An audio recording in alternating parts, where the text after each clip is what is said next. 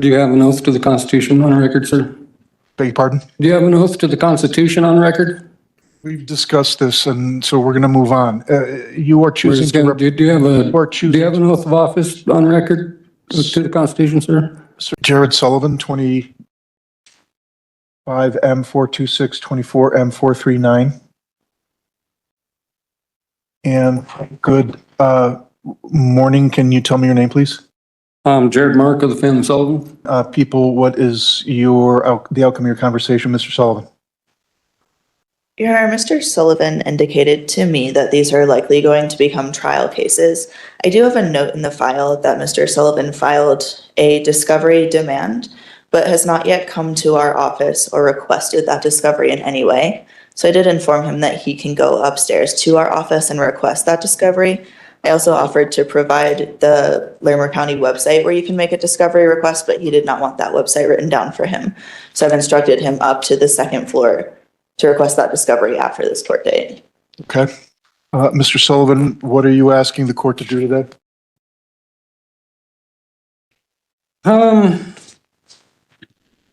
Well, I'd push for another dismissal based on failure to state a claim. Your motion to dismiss is settled, and I will no longer be considering any more motions based on the grounds you previously asserted. Well, and your response to that is just adding claims onto the record that haven't been brought up by either parties. And it leaves the appearance that you're acting outside of the bounds of your duties as an independent third party. You are asking me to review motions and issues that I reviewed, I think, last year and already acted on, and I'm not doing that again. Do you have an oath to the Constitution on record, sir? Beg your pardon? Do you have an oath to the Constitution on record? We've discussed this, and so we're going to move on. You are choosing to... Do you have an oath of office on record to the Constitution, sir? Sir, you may not interrupt me. I'm going to go through... You are choosing to represent yourself, is that correct? Yep. Then I have to ask you some questions. And I think I've asked you this before, but we'll go over it again. Are you currently under the influence of any drugs, medication, or alcohol that would affect your understanding of these proceedings? No. Do you understand that you have the right to be represented by an attorney throughout these proceedings? Yes. Do you understand that if you cannot afford an attorney, that an attorney can be provided to you at no charge to you if you qualify financially for that service? Yeah, we've already done that. I know, but do you understand that? Yeah. And do you understand that I would appoint counsel to represent you if you wanted an attorney to represent you, provided you meet that financial eligibility requirement? Do you understand that? Yes. Do you have any legal training? No. How far have you got in school? Some college? Do you understand that the criminal law is a complicated area and that an attorney trained in this field could be of great help in preparing and presenting and representing your defense? No, I don't understand that because I haven't seen evidence of it. Because what? I haven't seen evidence of that, especially through the attorney that I was provided that offered ineffective assistance of counsel. Well, all I'm asking is, do you understand that I'm not asking you about the specifics of the case. Generally, do you understand that criminal law is a complicated area and that an attorney trained in this field could be of great help in preparing and presenting your defense? In theory, yes. Do you understand that you will be held to the same rules and laws as an attorney would, even though you do not have the same training and qualifications of an attorney? No. You don't understand that? I will explain it. You will be held to the same rules and laws as an attorney, even though you don't have the same training and qualifications. For example, the district attorney just discussed discovery. An attorney who is trained and qualified knows that they have to make a request to the district attorney to disclose the discovery.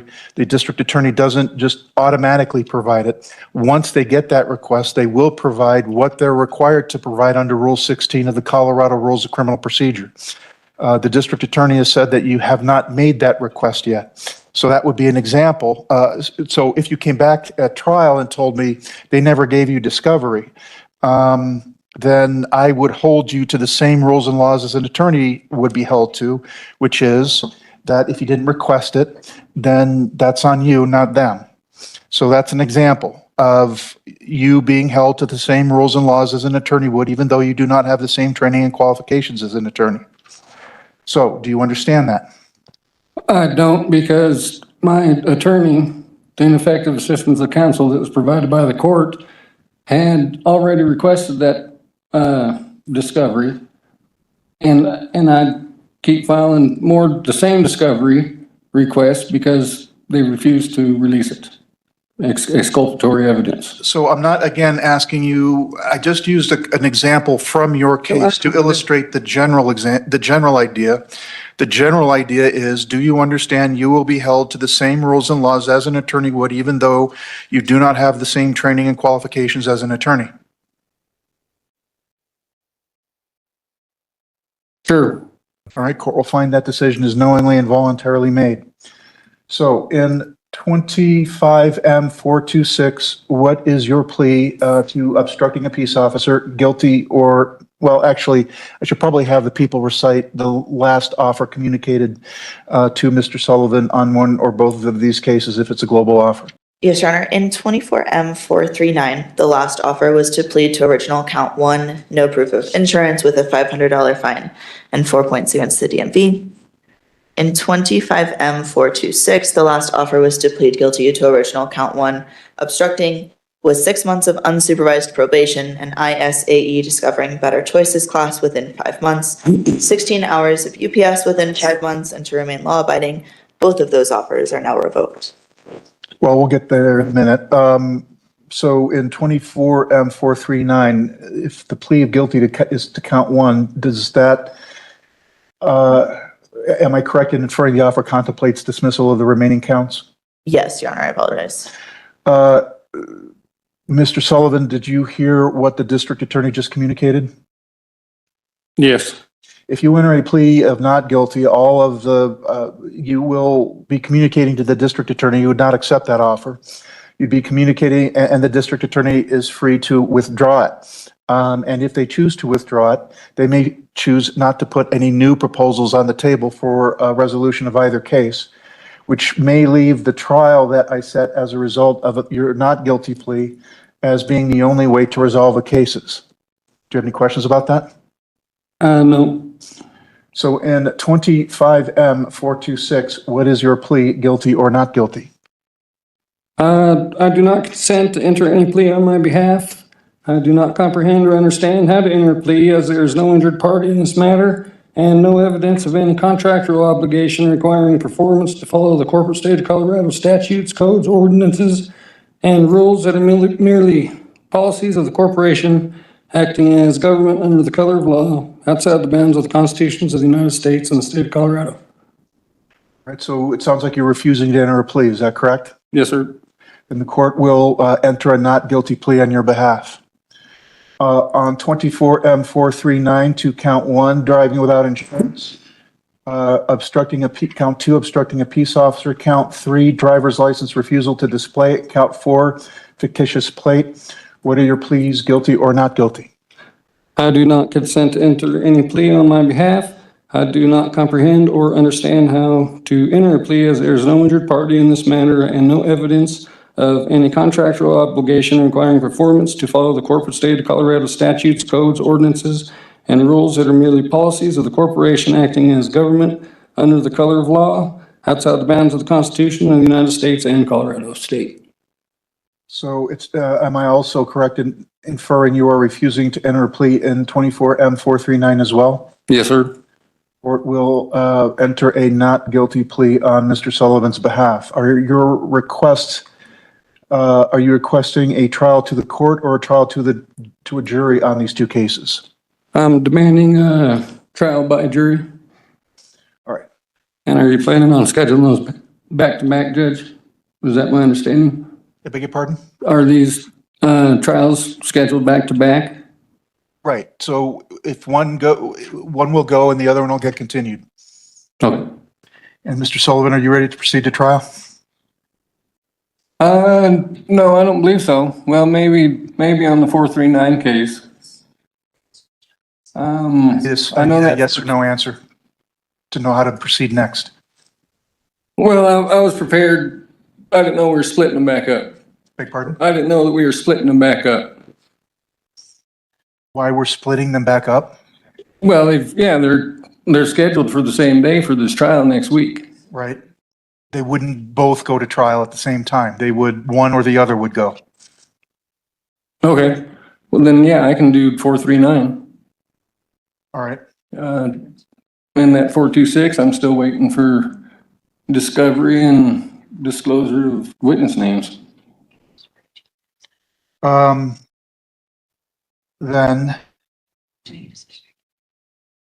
I will note that the deadline for resolution is February 23rd at 12:30 PM. Will you be requesting the new reasonable doubt instruction? Yes, sir. The new reasonable doubt instruction reads as follows. Proof beyond a reasonable doubt is proof that leaves you firmly convinced of the defendant's guilt. If you are firmly convinced of the defendant's guilt, then the prosecution has proven the crime charged beyond a reasonable doubt. But if you think there is a real possibility that the defendant is not guilty, then the prosecution has failed to prove the crime charged beyond a reasonable doubt. And a reasonable doubt can be based on the evidence presented or the lack of evidence presented. New reasonable doubt. Are you going to have an objection to me reading that reasonable doubt instruction to the jury? Pardon me? Yes. I'm fine with that. That's fair enough. People, how long are you asking for voir dire? It's 10 minutes, Your Honor. Mr. Sullivan, how long are you asking for voir dire? For what? Voir dire. I don't know what that is. What's quite done? It's the process where you ask the jury questions to find out ahead of the jury being selected, whether or not the people who are called to serve as jurors can be fair and impartial. Is that between individuals or in lump? Mr. Sullivan, you may recall when I gave you an advisement that said that if you're choosing to represent yourself, you need to understand that you will be held to the same rules and laws as an attorney would, even though you don't have the same training and experience as an attorney.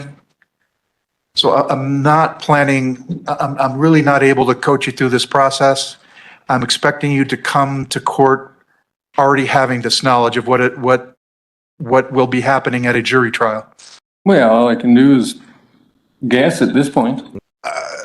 Let me put it this way. We will not slow the trial moving forward because you are not knowing or understanding things you should know or understand ahead of time. For example, voir dire will be 15 minutes in length, regardless of how long, once you have figured out what voir dire is, how long you want to use on voir dire. It'll be 15 minutes in length. How long are the people requesting for opening statements? 5 minutes, Your Honor. Mr. Sullivan, is 5 minutes going to be long enough for you to make your opening statement? Maybe go 10.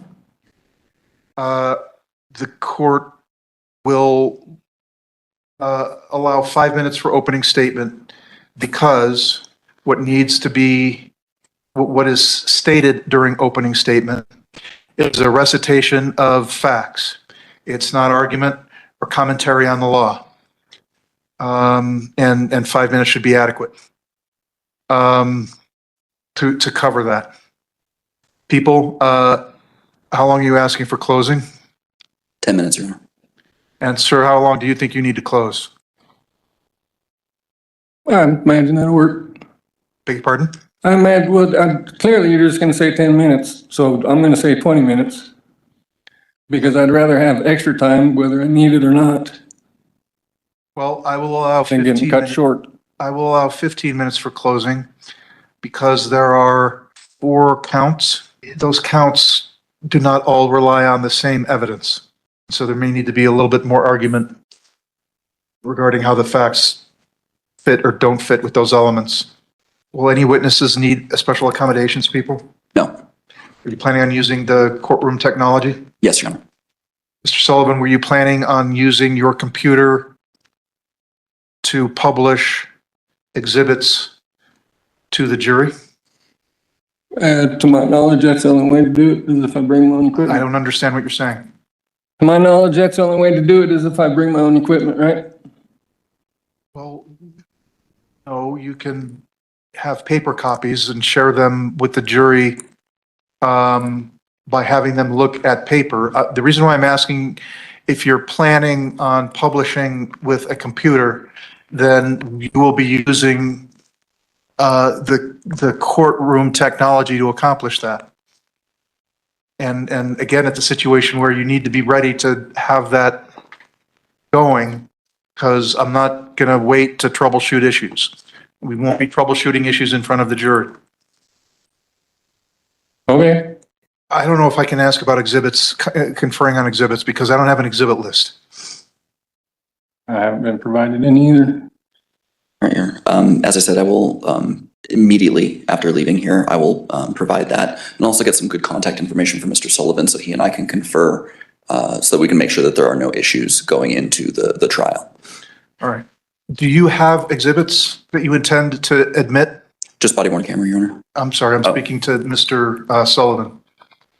Oh, yeah, I've got an exhibit list turned in. Right, but the question is more directed. Well, you answered my question, so I'm going to ask the next question, which is, do you know how to admit exhibits? Probably not. As far as getting them to the clerk, or? No, getting them in front of a jury. Oh, no. Asking me whether or not I will allow the exhibits you have to be in front of a jury, to see, to allow the jury to see and consider the exhibits as evidence. No, I don't. Okay. Again, that's something you are expected to have ready. You are expected to have, you are expected to be ready to do. And so what I'm not going to do is coach you through the process. And what I'm not going to do is wait for you to figure out how to admit it in real time. I'm telling you this now so that you are not surprised when we get to the trial. I don't know if there's anything else I need to take up. This trial is second in priority, so if Mr. Bangs is ready to proceed to trial, this trial will be continued. If Mr. Bangs is not ready for trial for any reason, then this trial will proceed. With regard to 25M426, I granted the people's request to add count 2 speeding 20 to 24 miles over posted speed limit. Class A traffic infraction, count 3, failure to provide proof of insurance, a class 1 traffic misdemeanor. And count 4, displaying fictitious or altered license plates, a class 2 traffic misdemeanor. All also alleged to have occurred on April 7th, 2025. What is your plea to those 3 newish counts, guilty or not guilty? I don't consent to enter a plea. I was never served with any of the documentation for that motion. So the court would first note that it's your responsibility, sir, to make sure that we have current contact information. So the information that when we take an action on this case, you're notified about it. Are you insinuating that my contact information has changed? I granted this motion on November 12th. Did you receive a copy of my order? Yeah, I did, and I objected to it, and Then and did you get a copy of the motion before ahead of my order granting it? no, I just got the order granting it. I didn't receive anything. So do the people have current contact information for you? It hasn't changed. What? It hasn't, my contact information hasn't changed. My mail continues to go to the same address. That is the only thing that I have noticed. So people, it appears you have the correct email address, and I don't know if you've been emailing copies of what you've been filing, but you are not sending information to the correct mail address. You have it as Fort Collins. It's not Fort Collins, it's Loveland. Understood, Your Honor. I'll make sure that we update that in our system. I do believe, though, that through e-filing, he should be getting automatic mail notifications. What now? Should he not be getting mail notifications through e-filing? No? Okay. I'll just double check to make sure that we have the correct address on file so we can ensure that that is getting sent to him. Also make sure that I just email him copies of everything that's been filed in the case thus far. And as I stated earlier, I'll get in touch, I'll speak with Mr. Sullivan right now to get some updated contact information so we can confer about everything regarding both of these cases. Court enters a not guilty plea on Mr. Sullivan's behalf, and on counts 2 through 4 in 25M426. 25M426, the request to continue is granted. Anything else we would need to take up for Mr. Sullivan? Just to ensure that we focus on the actual law as it stands and not some of the superfluous materials which have come up throughout the case. I intend to keep a tight lid on this case may be about and what it may not be about, which, Mr. Sullivan, I think the best information you should take away from that answer is if I make a decision about an argument or a piece of evidence that you disagree with, you are free to object. You are not free to argue with me about it. If I sustain an objection to a piece of evidence or an argument that you make, you may not try again to get the same piece of evidence or argument in front of the jury. I shouldn't have to sustain an objection more than once to a particular piece of evidence or a particular argument. I'm expecting full cooperation with that, and if you believe I'm mistaken, you are free to object, and if I overrule your objection, your remedy is not to either keep arguing with me about it or to keep making the same objection over and over again. It is to wait to see the outcome of the trial, and if the outcome of the trial is a conviction, then you may appeal any error that you think I might have made. Do you have any questions about that? No, I've made it clear that I don't feel like there is a fair trial involved. So I'm just here for the rigmarole so we can get to that. The courtroom exchange in this case highlights the challenges that can arise when a defendant chooses to represent themselves in a criminal proceeding. Jared Sullivan appeared before the court facing multiple misdemeanor and traffic-related charges, including obstructing a peace officer, driving without proof of insurance, and displaying fictitious license plates.